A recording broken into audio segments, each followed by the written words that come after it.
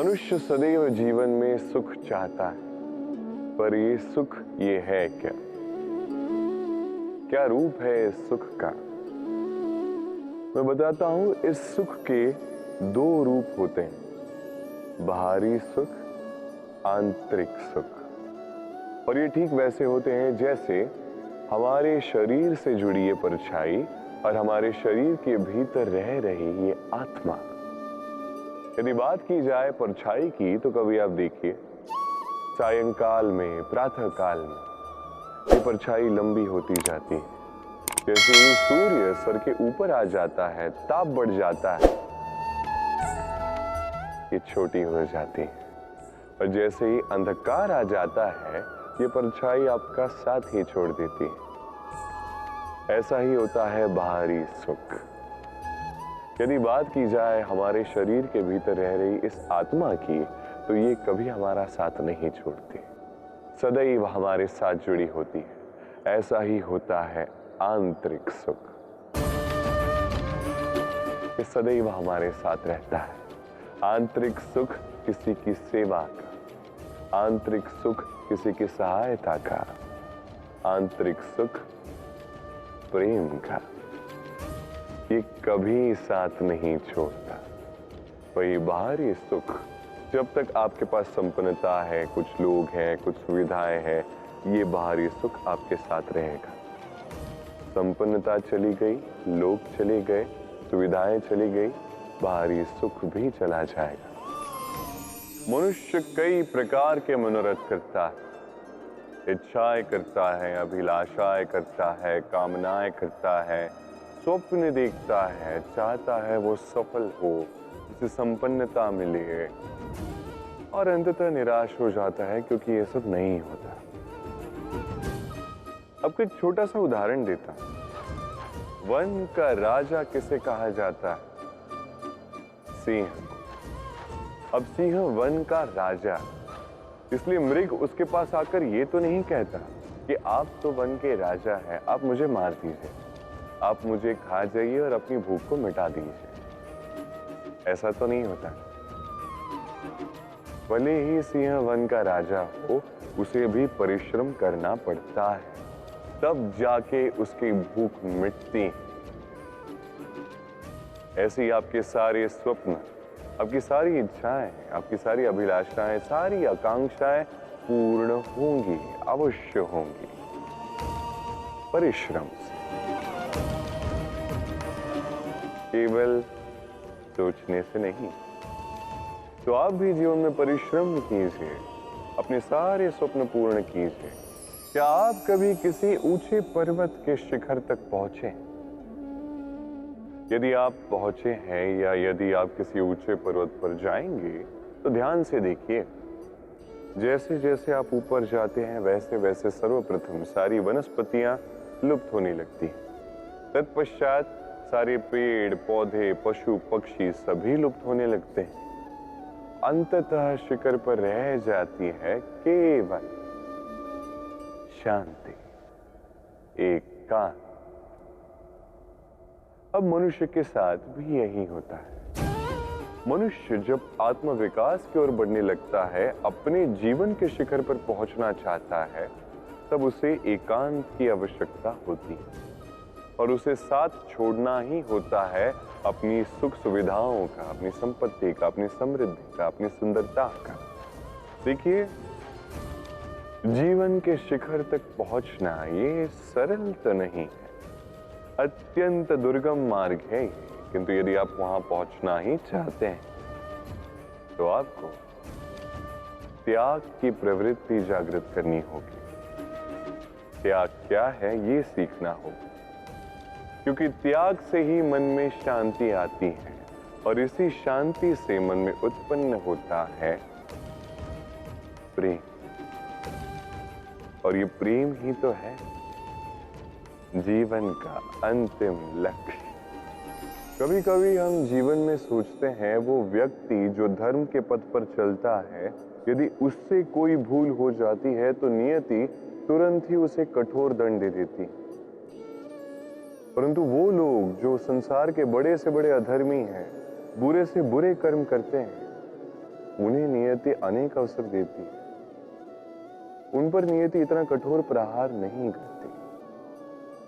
ये सोच आती है कभी ना कभी मन में। अब सोचिए ऐसा क्यों है? देखिए, जीवन को अधिकतर लोग एक ही पहलू से देखते हैं। हर पहलू से देखना चाहिए। मुझे बताइए, क्या संसार में कोई भी अधर्मी प्रेरणा स्रोत बन सकता है? कदापि नहीं। जो व्यक्ति स्वयं की ही आत्मा को मलिन कर देता है, वो संसार को प्रेरणा क्या देगा? वो स्वयं ही समझ नहीं पाता उचित क्या है, धर्म क्या है, तो नियति उसे एक अवसर देती है। अवसर देती है समझने का उचित क्या है, धर्म क्या है। अवसर देती है विवेक जगाने का। अवसर देती है अपनी अंतरात्मा की पुकार सुनने का। जब ये भी नहीं होता तो नियति के पास एक अंतिम विकल्प शेष रह जाता है, और वो है महाविनाश। महाविनाश जो भली ही देरी से आए, किंतु आता अवश्य है। और जब महाविनाश आता है, तब महाविनाश की पीड़ा समस्त मनुष्य जीवन की पीड़ा से कहीं अधिक होती। ये बात सदैव स्मरण रखिए।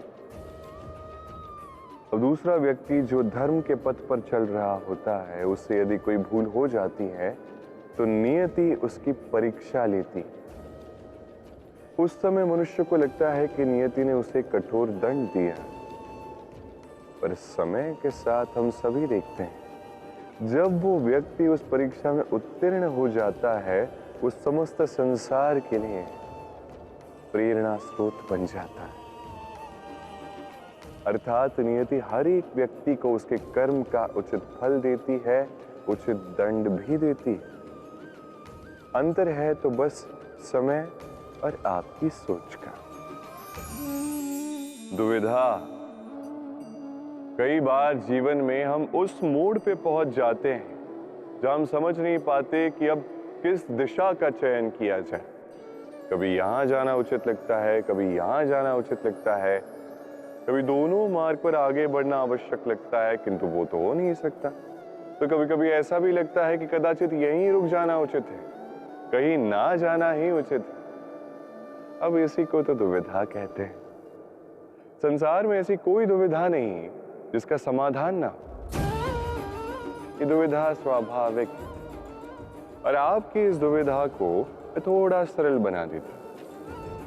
दुविधा में जब भी चयन करें तो ये सोचकर करें कि आपके इस चयन का इस संसार पर, इस समाज पर क्या प्रभाव पड़ेगा। अपनी लाभ और हानि के विषय में सोचना छोड़ दीजिए और कर्म कीजिए संसार के हित के लिए, आने वाली पीढ़ी के हित के लिए। सोचिए कि आपके इस कर्म से उनके जीवन का उद्धार कैसे होगा, क्योंकि यही विचार उचित विचार।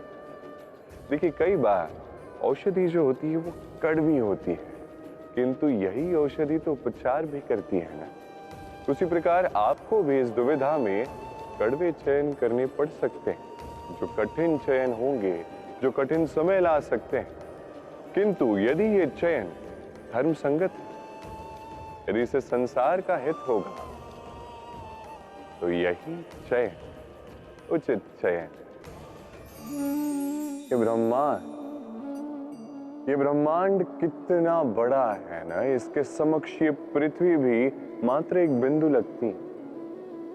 अब इसी पृथ्वी पर हम कौन है, हमारा आकार क्या है, हमारा अस्तित्व ही क्या है।